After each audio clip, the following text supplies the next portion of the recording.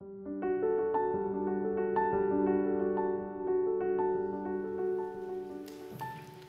seguimos en nuestra serie en el Evangelio de Juan, que ha sido una serie que nos ha permitido ver al Hijo de Dios, reconocer la deidad de nuestro Señor Jesucristo.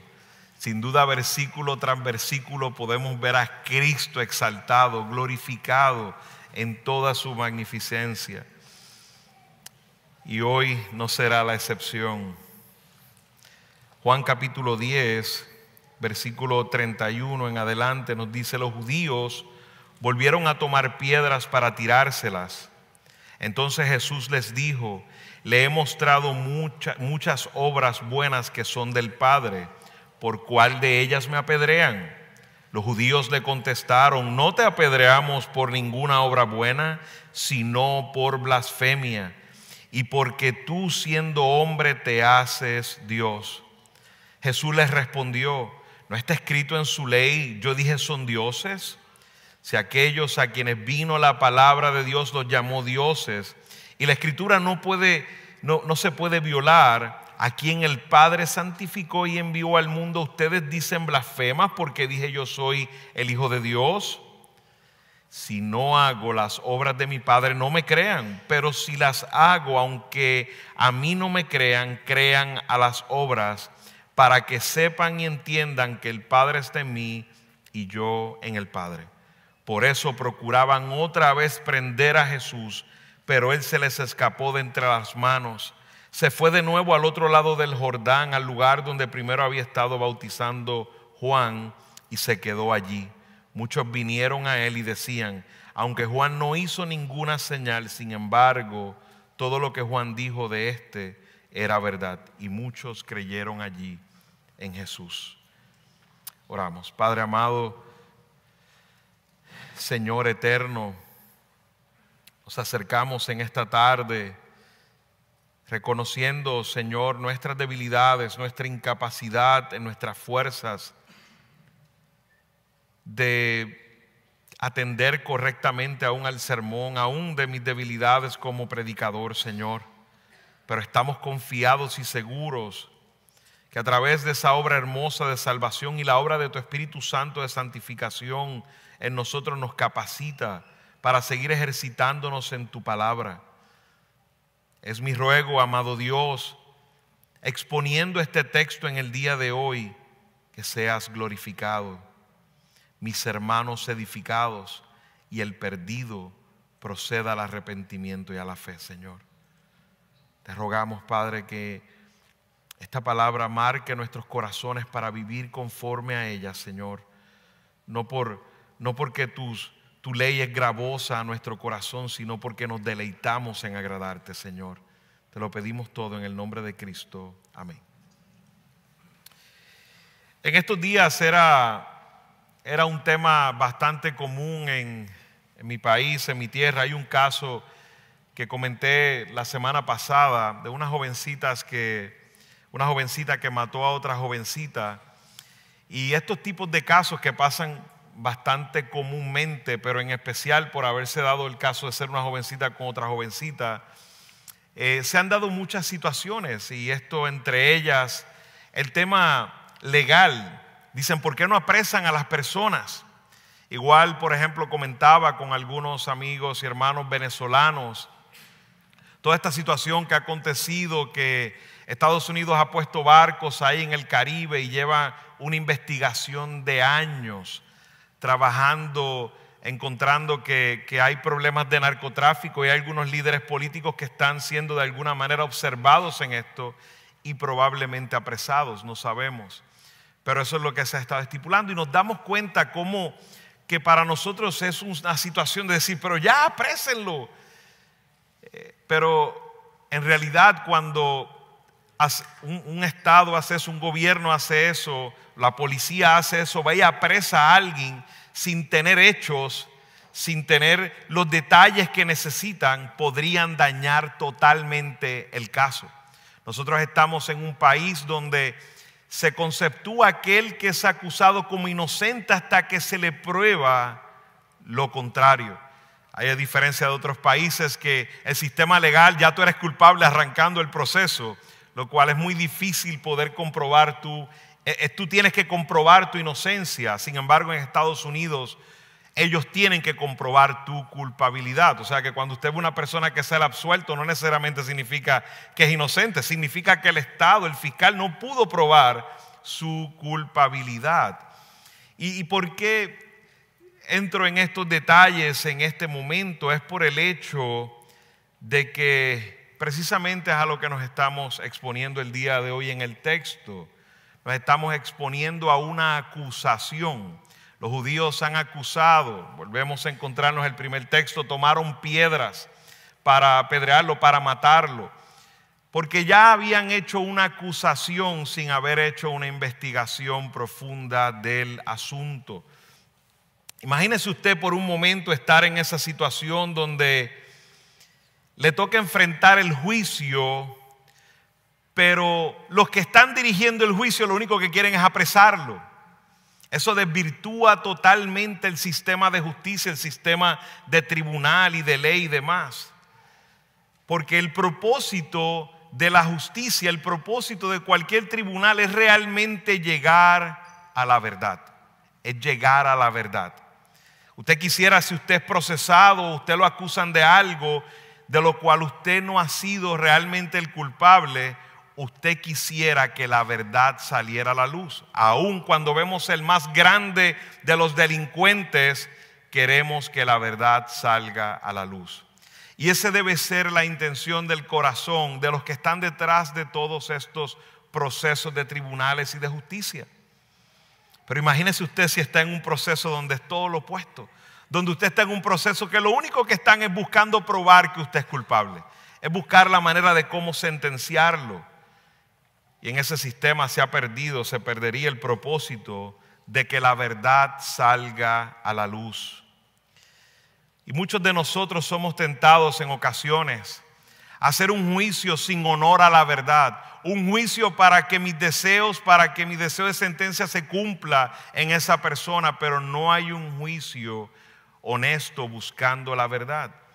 Y este es el grave pecado que nos encontramos de parte de los judíos. Han llegado a hacer una acusación, pero no tienen evidencia de esa acusación. De hecho, todo lo que están trayendo apunta al contrario de lo que ellos están diciendo. Y hoy en estos versículos, a través de la acusación de los judíos, nos encontramos la defensa y la evidencia que presenta Jesús, que confirma una vez más su identidad divina como Hijo de Dios. Y como termina uno de los textos, para que sepáis y entendáis que el Padre está en el Hijo y el Hijo en el Padre. Tendremos tres encabezados en el día de hoy.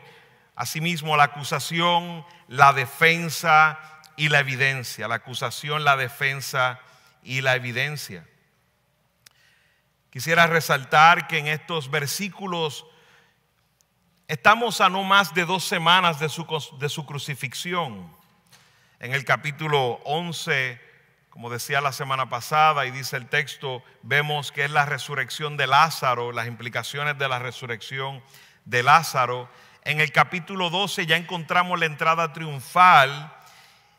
Estamos a una semana antes de la crucifixión. Luego el aposento alto, el 13 al 17, esto ocurre en un solo día. O sea que no estamos a mitad de Juan, a pesar de que los capítulos nos diría que nos falta como la mitad, pero no estamos a la mitad de la vida de Cristo. Ya la mayoría de los milagros, ya su ministerio viene llegando a un final. Como he dicho, ya en este punto estamos a casi 2 semanas o no más de 2 semanas de la crucifixión. Hemos visto en este mismo contexto de estos versículos anteriores que hemos estudiado, hemos visto el mensaje del buen pastor. Y hay una comparación con los pastores falsos de Israel que ya hemos repasado en los versículos anteriores. Y cómo el buen pastor nos ama, mostrando un amor sacrificial, poniendo la vida por las ovejas. Y une a sus ovejas, pero también las sostiene eternamente en su mano. Los judíos lo acusan de estar endemoniado en los versículos anteriores. Luego ellos le ruegan a Jesús públicamente, exponte públicamente, di si eres realmente el Mesías. Pero sabemos que no era una pregunta genuina de parte de los judíos, sino para exponerlo públicamente y justificar su deseo de matarlo, que ya lo habíamos visto en capítulos anteriores. Jesús termina el versículo 30, que es el versículo anterior al que hemos leído hoy, diciendo: yo y el Padre somos uno, lo cual intensifica el odio de los judíos y volvieron a tomar piedras. Los judíos, como he dicho, y este es nuestro primer punto, la acusación de los judíos volvieron a tomar piedras. Lo que significa ese volvieron es importante, porque implica que anteriormente ya habían tomado piedras. Eso ya lo hemos visto a través de varios versículos. Esta es la cuarta vez que toman piedras para matar a Jesús.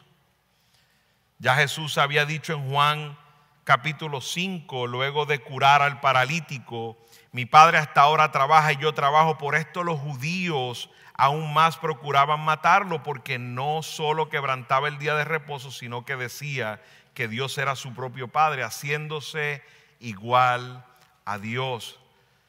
Aún en el capítulo 8 Jesús le dijo: yo soy el gran yo soy. Él utilizó el tetragramatón que utilizó Dios para presentarse a Moisés en la zarza ardiendo. Jesús dijo: de cierto os aseguro, antes que Abraham naciese, yo soy. Y tomaron piedras para arrojársela. Entendieron muy bien el mensaje que Jesús les quiso llevar, de que estaba diciendo que Él es el eterno, atributo que solo es de Dios. Y ahora en Juan 10:30 le acaba de decir: yo y el Padre somos uno. El Padre y yo tenemos la misma naturaleza, el Padre y yo somos uno en esencia. Y entonces los judíos volvieron a tomar piedras. Y como he dicho, en Israel había piedras por todos lados. Se dice que tenían lugares donde ponían las piedras estratégicamente para este tipo de asuntos. De hecho, algo que vamos a ver más adelante es que ellos no tenían el derecho de hacer eso, pero lo vemos más adelante.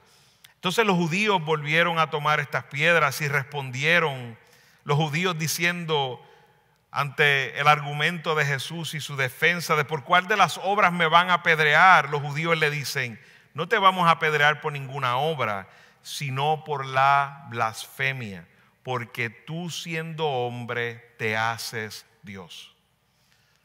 Los judíos entendieron muy claramente lo que Jesús estaba diciendo.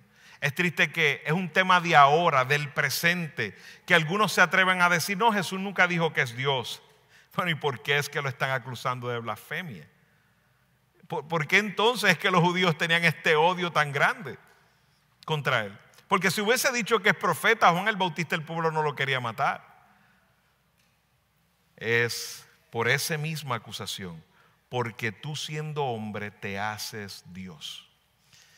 Y el Levítico 24:15 manda la ley a matar a todo aquel hombre que blasfemara el nombre de Dios. El Levítico 24:15 dice: hablarás a los israelitas y le dirás: si alguien maldice a su Dios, llevará su pecado. Además, el que blasfeme el nombre del Señor, en el 16, ciertamente ha de morir. Toda la congregación ciertamente lo apedreará.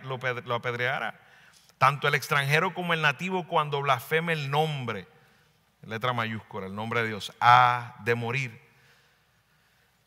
Los judíos no iban a ejecutar algo incorrecto, porque eso era lo que debía haber si había una blasfemia. El problema era que no era una blasfemia, por eso es que se convierte en algo incorrecto. Los judíos decían: este hombre está blasfemando a Dios, porque en realidad un hombre que diga ser de la misma esencia de Dios está cometiendo blasfemia. Si alguno de nosotros en este lugar diría: yo y Dios somos uno, el Padre y yo somos uno, tenemos la misma naturaleza, la misma esencia, sin duda sería una blasfemia. Pero no para Cristo, porque Él es Dios. Y algo que debemos mirar en cuanto a los atributos de Dios es que cuando Dios se presenta como santo. ¿Qué significa ese atributo de santidad? Dios está diciendo, yo estoy separado de todo. Lo que está diciendo ese atributo de santidad es, no hay nada ni nadie como yo. No hay nada que tenga mi naturaleza, no hay nadie que tenga mi esencia. Eso es lo que Dios está diciendo. Por eso es la acusación de blasfemia, porque Jesús está diciendo, yo soy de la misma clase de Dios, porque es Dios. Ningún hombre podría decir esto. Nosotros y Dios estamos separados. Él es santo, separado de toda su creación. Los judíos debían haber hecho lo correcto, debieron haber juzgado a Cristo a través de las Escrituras. Ya Jesús había cumplido y realizado obras que solo el Mesías haría. Ellos debían haber hecho un juicio buscando la verdad, un juicio formal con la Escritura, buscando honrar la verdad, lo que se ha escrito, lo que los profetas habían dicho.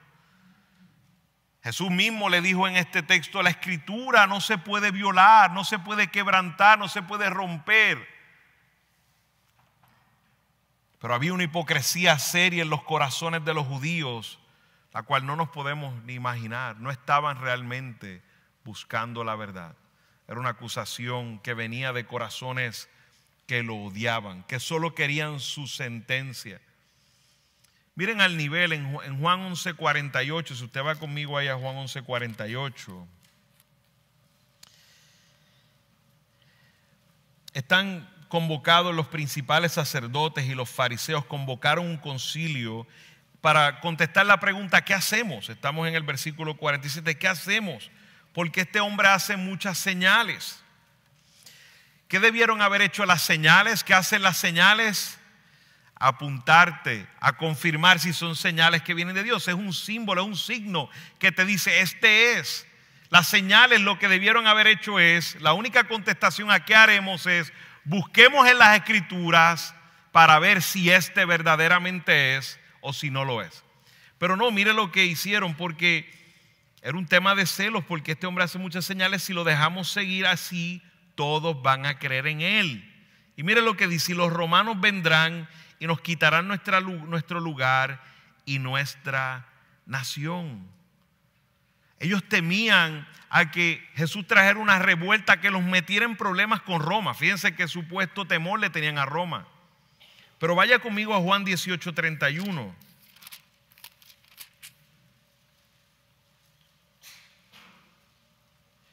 En Juan 18:31 dicen lo llevan ante Pilato, llevan a Jesús ante Pilato y dice, entonces Pilato le dijo, se lo pueden llevar y juzgar conforme a su ley. ¿Y qué dicen los sacerdotes? A nosotros no nos es permitido dar muerte a nadie, le dijeron los judíos. Mire la hipocresía de estos hombres. Le dicen a Pilato, no, nosotros no podemos matar a nadie, pero ¿cuántas veces han tomado piedras para matarlo? Que si Jesús no se va, lo iban a matar. Pero no queremos problemas con Roma, pero a este lo matamos.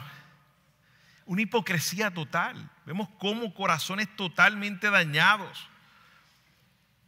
Ellos no podían ejecutar la sentencia en sus manos. Por eso fue que lo entregaron a los romanos, por eso lo entregaron a Pilato. Pero en este caso era tanta la furia que preferían meterse en problemas con los romanos y matarlos ellos mismos si lo hubiesen dejado, si Dios lo hubiese permitido. Que aún así sabemos que aún la cruz que fue ejecutada por los romanos, no fue que ellos salieron sin culpa, ellos siguen siendo igual de culpables por crucificarlo.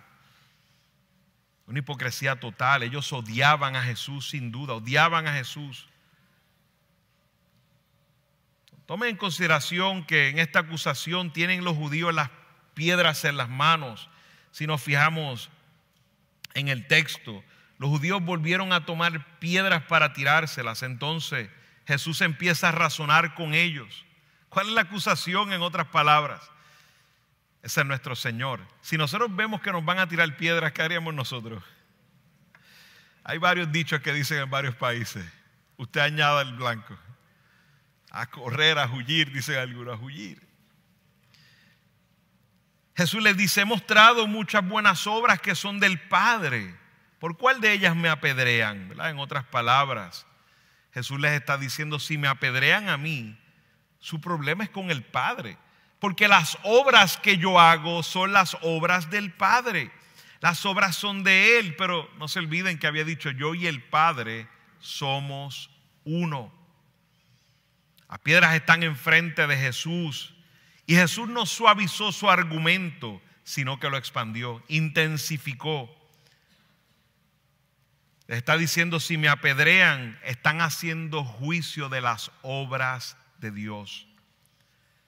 Y esto era algo increíble. Estos hombres veían milagros, veían ciegos de nacimiento tener vista, vieron la multiplicación de los panes, un paralítico de 38 años levantarse con piernas nuevas. Vieron todos estos milagros, pero estaban ciegos.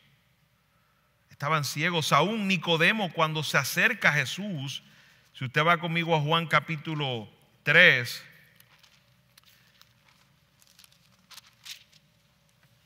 dentro del pueblo se sabía que la obra venía de Dios. Mira, uno de los maestros del Sanedrín, cuando Nicodemo se presenta, le dice en el versículo 2: este vino Jesús de noche y le dijo: Rabí, sabemos que has venido de Dios como maestro, porque nadie puede hacer las señales que tú haces si Dios no está con él.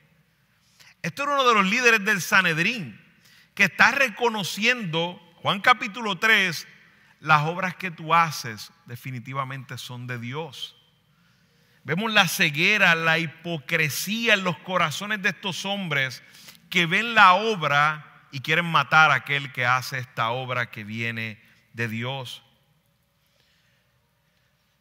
Después de tantas cosas buenas, tantos milagros que la Escritura afirma, ¿por qué han de matarlo? ¿Qué tipo de gente son estas que ven una buena obra y desean terminarla?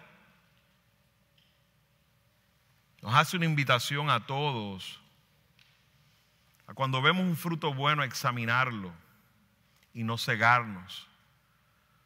Podemos nosotros cegarnos muy fácilmente con nuestra distorsión en ocasiones, y mirando frutos buenos delante de nuestros ojos y no apreciar el fruto bueno y venir ya con una sentencia. Esto nos pasa en ocasiones a nosotros especialmente, porque somos celosos de la doctrina. Pero seamos cuidadosos en no tomar en cuenta el fruto. Vamos a tener hermanos que no tienen tanta doctrina como nosotros, pero su fruto es bueno, y debemos dar una oportunidad a juzgar con rectitud. No estamos diciendo que vamos a abrazar doctrina débil o mala doctrina, no, pero seamos cuidadosos de hacer un juicio, teniendo el fruto delante de nuestros ojos. El mismo ciego de nacimiento, tuvo que venir un ciego que no era de los sacerdotes, que no era maestro de Israel, que aún era un deambulante, uno que estaba en la calle, que no estaba expuesto a maestros. Le dijo en el capítulo 9, que ya hemos estudiado, en el versículo 32, a los que supuestamente son los catedráticos de todo lo que es el conocimiento de Dios, les dijo: desde el principio jamás he oído decir que alguien abriera los ojos a un ciego de nacimiento. Si este no viniera de Dios, no podría hacer nada. Un ciego los sentó a los pies para enseñarle cómo debían pensar. Pero así es la ceguera espiritual, la necedad, el legalismo nos lleva a despreciar la buena obra y caemos en la tentación de cegarnos ante la verdad por causa de nuestros deseos, nuestras intenciones, nuestras maneras.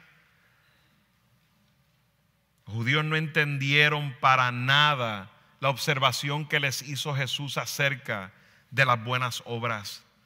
Jesús, utilizando esa palabra buenas obras, estaba hablando de obras excelentes, obras que ellos podían atestificar que eran buenas en todo el sentido de la palabra, no como nuestras obras buenas que vienen manchadas con nuestro pecado. No, las obras de Cristo eran perfectamente buenas, excelentes, pero solo estaban probando quienes realmente eran. No olvidemos capítulo 8 de Juan, cuando Jesús le dice: ustedes son hijos del padre de mentira, ustedes son hijos de Satanás. Eso es lo que estaban probando en medio de toda esta conversación. Pero algo importante a resaltar, mis hermanos, es que los judíos estaban claros de quién Jesús decía que era. Jesús dijo ser Dios, y esta es la acusación. Jesús era culpable de un acto de blasfemia. Él, siendo hombre, se hacía Dios. Esa fue la acusación. Una acusación injusta, sin una búsqueda verdadera de la verdad. Los judíos lo consideraban a Jesús como un simple hombre que cometió el terrible pecado de tratar de hacer creer a otros que era Dios. De eso lo acusaron los judíos. Pero Jesús no les estaba mintiendo, les estaba diciendo la verdad. Jesús no les estaba diciendo, crean solo a mis palabras, sino les estaba diciendo, miren la obra. Porque cualquiera se pudiera parar y decir, yo soy de la misma naturaleza que Dios. Cualquiera podría decir esa atrocidad. Pero Jesús les está diciendo, no crean en mis palabras, miren la obra. Crean en la obra. Y confirmen mis palabras. Ahí está, le estaba diciendo, miren las obras, miren la escritura y confirmen lo que yo les digo. Y ese era el juicio que debían hacer antes de llegar a una acusación. Lo cual nos lleva a nuestro segundo punto, la defensa de Cristo. Vemos ahí en el versículo 34, Jesús les respondió, ¿no está escrito en su ley? Yo dije, son dioses. Jesús les dice como parte de su defensa que ya he venido discutiendo, ¿por cuál de las buenas obras me apedrean? Antes de entrar al tema de que la Biblia dice que son dioses. Obras que, sin más allá de toda duda, habían sido realizadas por la dirección del Padre y manifestaron su gloria. Ese es el primer punto de defensa de Cristo ante la acusación. Vean las obras. Como ya he dicho, a un Nicodemo les dice, sabemos que vienes de Dios, porque nadie puede hacer estas obras. Las obras que Jesús había hecho entre ellos son obras que mostraban que Él y el Padre son uno. No debían apedrearlo, sino debían adorarlo. Eso es lo que debían invitar estas obras de Cristo. Pero como parte de su defensa, Jesús les dice, ¿no está escrito en su ley que yo dije son dioses? O sea, aquellos a quienes vino la palabra de Dios los llamó dioses y la escritura no se puede violar. A quien el Padre santificó y envió al mundo, ustedes dicen blasfemas porque dije yo soy el Hijo de Dios. Y este es un pasaje que pudiera ser muy mal interpretado, mis hermanos. Pareciera que Cristo está diciendo que hay muchos dioses. Y Jesús está dirigiéndonos al Antiguo Testamento. Vayamos un momento al Salmo 82, que es exactamente lo que Jesús está citando. Salmo 82, versículo 6. Pero vamos a leer desde el primer versículo. Dios dice, Dios ocupa, este es un salmo de Asaf, y dice, Dios ocupa su lugar en su congregación. Él juzga en medio de los jueces. ¿Hasta cuándo juzgarán ustedes injustamente y favorecerán a los impíos? Defiendan al débil y al huérfano. Hagan justicia al afligido y al menesteroso. Rescaten al débil y al necesitado. Líbrenlo de las manos de los impíos. Ellos no saben ni entienden, caminan en tinieblas, son sacudidos todos los cimientos de la tierra. Yo dije, ustedes son dioses y todos son hijos del Altísimo. La Escritura había llamado dioses a estos jueces humanos, jueces judíos, líderes de la nación. Esto viene desde Moisés, cuando en Éxodo 22, 28, Moisés nombra jueces. Y Dios, como usted se da cuenta, está diciendo, estoy entre ustedes, pero está hablando de estos jueces que son perversos. Se supone que eran los representantes de Dios en la tierra como jueces, pero lamentablemente estaban juzgando mal. Es precisamente lo que está haciendo este pueblo, un juicio totalmente corrupto, totalmente distorsionado. Tenemos que ver que ese término Elohim, el cual es citado ahí y está siendo aplicado a este salmo que Jesús está citando, habla normalmente de Dios en forma plural, en plural. Y en ocasiones es utilizado para hacer referencia a dioses cuando se utiliza para dioses falsos. Y en esta ocasión se utiliza para decirle a la nación de Israel, a esos jueces que están ahí, que yo los he nombrado para juzgar según mi ley. Se les llama dioses como representantes del juicio de Dios. Pero no es que Cristo está diciendo estos son dioses en calidad de Dios.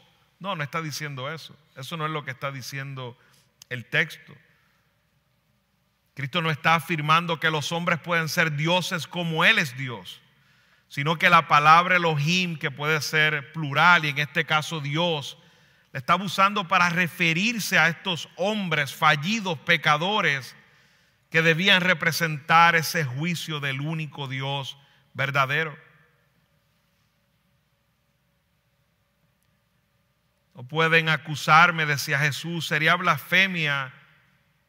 Como ellos atacaban a Jesús y decían, tú estás blasfemando. Y Jesús está utilizando su primer argumento. Está diciendo, bueno, ustedes dicen que yo estoy blasfemando y la Biblia dice que no puede ser quebrantada, que ustedes, esta nación, son dioses en ese sentido del juicio de Dios. Y me están acusando a mí, ustedes que son jueces fallidos, que son jueces hombres, nacidos de hombres, que su origen todos los conocen, y me están diciendo a mí que soy un blasfemo, que soy el Hijo de Dios y que mi origen es del cielo. Jesús no está poniéndose al nivel de ellos, sino que está intensificando su conversación hacia la divinidad, hacia su divinidad. No pueden acusarme por una palabra que la misma palabra utiliza. No pueden apedrearme por decir que yo soy hijo de Dios. Intensifica diciendo, la Escritura lo dice, la Escritura no puede ser quebrantada. Es imposible refutar la Escritura. Si la Biblia llama a hombres débiles dioses, no puede ser blasfemia que el Hijo del Hombre, el Hijo de Dios, lo diga. Porque Él es el Mesías, es Él el verdadero, el santo, el ungido, el apartado por Dios, enviado desde el cielo, que le ha dicho a todo el pueblo, díganme si hay pecado en mí. Y no hubo una sola acusación contra Él. Cuando todos los hombres como nosotros hemos sido concebidos en pecado. Todos los hombres nacen siendo pecadores. La argumentación que Jesús utiliza es irrebatible. Es irrebatible. Es como una comparación que hace uno de los comentaristas en cuanto a cómo se compara Jesús con estos jueces. Primero le dice, no se puede quebrantar el Antiguo Testamento, la palabra de Dios, porque es infalible, es autoritativa, es la autoridad final.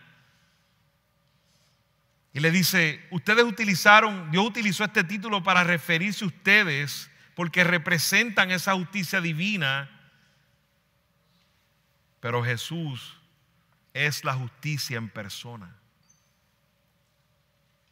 Nunca protestaron cuando el salmista les dijo dioses. Nunca han dicho, Asaf, el salmista cometió un error, porque la palabra no tiene error. Pero entonces ahora me acusan de blasfema, porque digo soy el Hijo de Dios con toda autoridad y con toda la evidencia.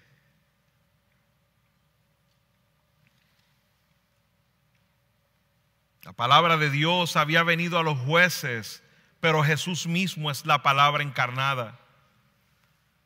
Los jueces nacieron concebidos en pecado, pero Jesús fue enviado al mundo coexistente con Dios eternamente, sin principio ni fin.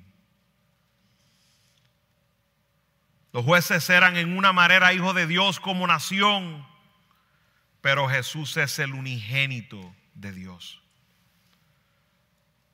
Los jueces recibieron una tarea importante de parte de Dios, pero es una tarea inferior a la tarea de Jesús, que es el Redentor eterno. En una manera Jesús les está diciendo, llevándolos al Salmo 82, ustedes son esos jueces injustos. Ustedes son esos jueces que acusan sin venir a la palabra del Señor. Ustedes son esos jueces que no están buscando la justicia de Dios, sino la justicia de ustedes. Leon Morris dice acerca de esto, que es muy buen comentarista, dice: este pasaje se malinterpreta a veces como si Jesús solo se estuviera igualando a los hombres en general. El razonamiento es así, dice Morris. Jesús apela al Salmo que habla de los hombres como dioses y entonces justifica autodenominarse hijo de Dios. Es Dios en el mismo sentido de los otros, pero esto no es tomar muy en serio lo que Cristo dijo en realidad. Está argumentando, dice Morris, de menos a más. Si la palabra de Dios se podía usar para personas que no eran sino jueces, ¿cuánto más podría usarlo con mayor dignidad, mayor importancia y significado que cualquier otro juez, el que el Padre santificó y envió al mundo? Termina diciendo: no se ubica a él en el nivel de los hombres, se está apartando de ellos. Dice el versículo 36 que, como termina diciendo, dice: blasfemas porque dije yo soy el Hijo de Dios. Y en alguna ocasión algunos podrían mirar que esa frase no está específicamente en el Evangelio de Juan. Tomemos en consideración que el apóstol no está dándonos la narrativa completa, no tenemos absolutamente todas las palabras. Tome en consideración en Juan capítulo 20 que hay un propósito en la mente del autor. Nosotros no tenemos todos los acontecimientos de Jesús, todas las palabras de Jesús, porque no cupieran aquí.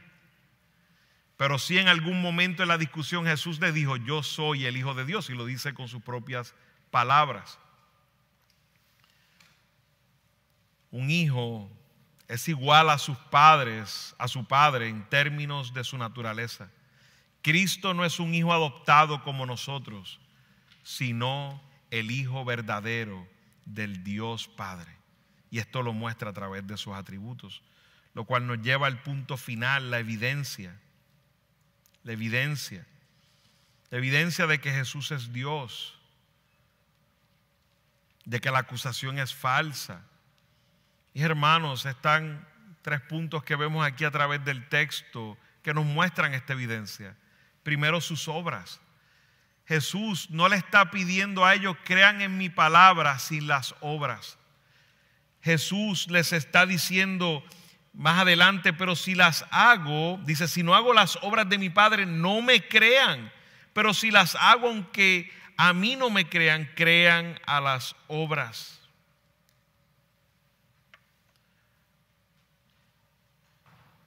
Hay identidad en las obras de Cristo.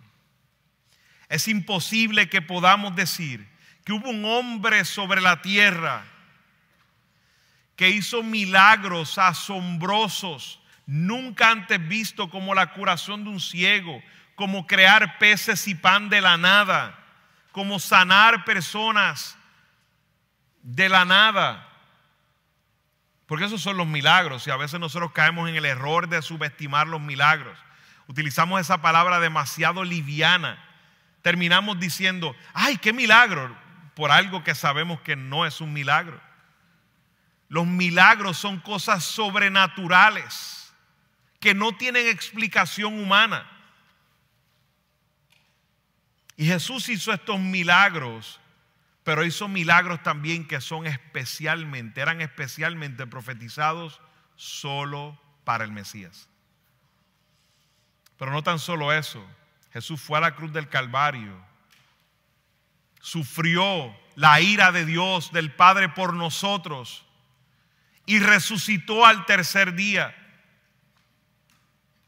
Y hay personas que viven en este mundo escuchando esto, como los judíos ahora mismo, sin importarle.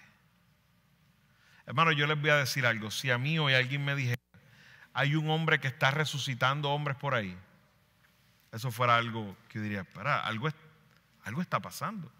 De hecho, cuando usted ve la mayoría de la gente que sana, que ninguno se mete en hospitales a sanar. No van a hospitales a sanar a los enfermos que están ahí. Dicen, no, resucitó alguien. Ajá, ¿dónde está la prueba? O sea, no hay prueba. No subestimamos los milagros, porque si subestimamos los milagros, subestimamos a Cristo. Cristo y los profetas y los apóstoles hicieron milagros verdaderos, los milagros sobrenaturales que solo alguien con el poder de Dios puede hacer. Pero hay hombres que leen esto y dicen, sí, eso es como si fuera una leyenda, eso es lo que ellos creen. Esto pasó. Si usted está aquí y piensa que esto es algo que no es verdad, estos son hechos lo que estamos hablando aquí. Aquí no estamos hablando de historietas inventadas, estos son hechos. Hubo un hombre que resucitó de la muerte. Y llevamos 2000 años predicándolo. Es un hecho. Y muchos de los que estamos aquí somos evidencia de esa resurrección, porque hemos resucitado espiritualmente. Y un día resucitaremos físicamente como Él. Las obras de Cristo no están vacías, están ligadas a su identidad, a su divinidad, a su señorío, a su soberanía, a sus atributos. Las obras del Hijo son las obras del Padre, lo cual Jesús también trae la evidencia de sus atributos y por eso termina diciendo, el Padre está en mí y yo en el Padre. La misma sustancia o esencia, lo mismo. Ninguno de nosotros podría decir, yo estoy en el Padre. Yo puedo decir, el Padre está en mí, porque el Espíritu Santo mora en mí. Pero yo no puedo decir, yo estoy en el Padre. No, ni un poquito. Ni un poquito. Dios es santo, separado de todo. No hay nada ni nadie como Él. Dios no tolera el pecado. Por eso su Hijo tuvo que morir en la cruz del Calvario. Por eso escuchamos las palabras, Dios mío, ¿por qué me has desamparado? Porque en la carne, como hijo, como hombre, fue cargado con el pecado. Y el Padre no se asocia con el pecado. Como hijo, como Jesús en la carne, cargó nuestra maldad. Totalmente Dios, totalmente hombre. También finalmente nos habla de Juan el Bautista, que también es parte de su evidencia. Los profetas hablaron de él. No tan solo Juan el Bautista, todos los profetas del Antiguo Testamento. ¿Por qué no le hicieron un juicio justo y trajeron a todos los profetas a ver si había sido cumplido todo lo que decía de él? ¿Qué es lo que nosotros hacemos hoy día? Claro, porque amaban su pecado, no querían reconocer realmente a Cristo. Ya estaban condenándolo sin ninguna evidencia. Y aún Juan el Bautista, el último de los profetas del Antiguo Testamento, aquel que dijo, aquí el Cordero de Dios que quita el pecado del mundo, ahora se están dando cuenta porque Jesús fue hasta el área donde Juan el Bautista bautizaba. Y no se olviden que muchos de los discípulos de Juan el Bautista siguieron ¿a quién? A Jesús. Pero Jesús regresa al lugar donde Juan el Bautista bautizaba, que había muchas personas que habían sido bautizadas por él. Ya el ministerio de Cristo estaba terminando, ya todo el mundo sabía acerca de Cristo. Y cuando llega Cristo a esa área, ¿qué empiezan a decir? Wow, lo que Juan decía era verdad. Este hombre sin duda es el Mesías, es aquel enviado por Dios. Pero miren qué impresionante lo que dicen. Si usted va conmigo al texto, en el 41 dice, muchos vinieron a él y decían, aunque Juan no hizo ninguna señal, fíjese, Juan no hizo ninguna señal, y creían en él. porque Juan murió como un profeta para el pueblo. Creían en él y no había hecho ninguna señal. Llegaron en una manera a una conclusión y dijeron: este no hizo ninguna señal, habló de este que sería el Mesías, creemos en este, pero en este no. ¿Cuál es la torpeza? ¿Qué nos está pasando? Todas esas señales, toda esa obra era mostrando Jesús diciendo: yo soy el Mesías, yo soy el Mesías. Hermanos, la gente no tolera la idea de un hombre que es Dios. No tolera esa idea. Usted puede hablar de Dios en todos los entornos que usted quiera. Mencione a Cristo y mencione que Cristo es Dios encarnado y usted tendrá problemas. El hombre no tolera esta verdad. A lo mejor aquí hay algunos que no toleran lo que estoy diciendo, pero esa es la realidad. Es un hecho. Pídele a Dios. Si realmente quieres buscar la verdad, yo te digo algo: Dios te va a mostrar la verdad. Pero ven con un corazón que realmente quiere buscar la verdad. Dios no está jugando al esconder. Dios no va a esconder su verdad. Dios va a revelar su verdad a tu vida. Mis hermanos amados, ¿estamos siendo fieles a la verdad? ¿De verdad deseamos exponer la verdad? ¿Deseamos la verdad cuando juzgamos algo? ¿O solo deseamos que nuestros deseos y nuestras posturas sean confirmadas? ¿Cómo los cristianos terminan naufragando en la herejía, mis hermanos? Porque en su corazón deciden juzgar sin la Escritura, solo basado en sus propias opiniones. No estamos muy lejos de los judíos. No estamos muy lejos de ellos. Somos muy prontos a juzgar sin las Escrituras. Y eso nos va a llevar a herejías. Yo lo creo así porque así me lo han enseñado. A veces yo me he sentado con personas a explicarle una verdad tan sencilla como que las mujeres no deben ser pastoras. Y lo dice la Escritura, varios versículos claros. O sea, no son versículos oscuros. Y te dicen: no, pero así me lo enseñaron. Queremos llegar a juicios sin la Escritura, basado en nuestras opiniones, basado en nuestras tradiciones. Y esto no nos quita a nosotros. Cuidémonos. Y amigo que me acompaña, al final termina el texto diciendo: y muchos creyeron allí en Jesús. Y eso lo dice varias veces en la Escritura. Y muchos creyeron, pero terminaron nada más 120 orando por el Espíritu Santo. O sea que esa multitud que los seguía fue la misma multitud, muchos de ellos que terminaron gritando: crucifícale, crucifícale. No quiere decir que necesariamente todos estos eran verdaderos creyentes y lo aceptaron con una verdadera fe.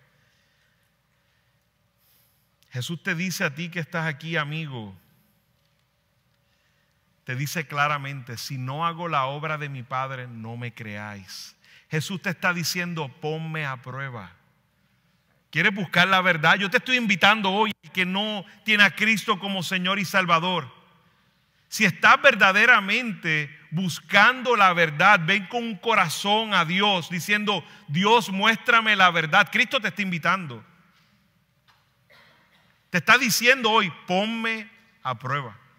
Fue lo que le estaba diciendo a los judíos: pónganme a prueba. La Escritura no puede romperse, no puede dañarse, no puede quebrarse.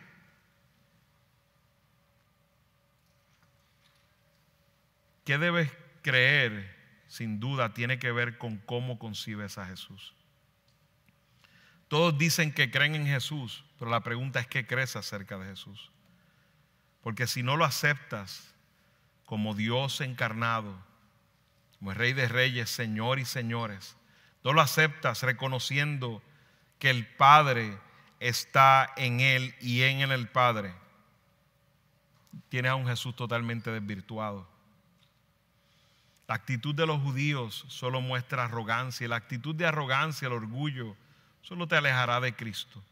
Tengo una actitud humilde como Juan el Bautista. Es necesario que Él crezca y que yo mengüe. Ven en humildad a Cristo.